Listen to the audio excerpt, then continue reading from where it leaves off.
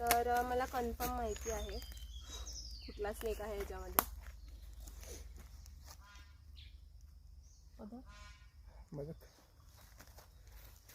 तर बघा कसं आहे.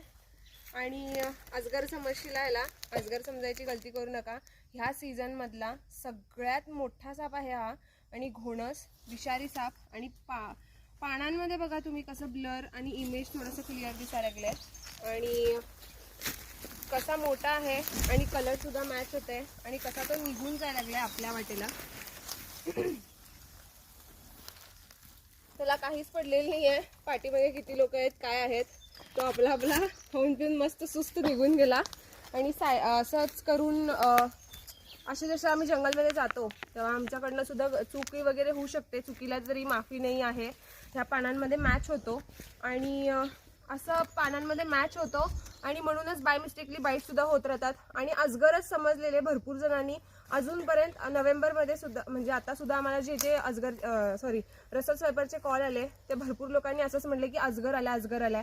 पण हेच समजून घ्यायचं की तो वायपर आहे, रसल स्वायपर.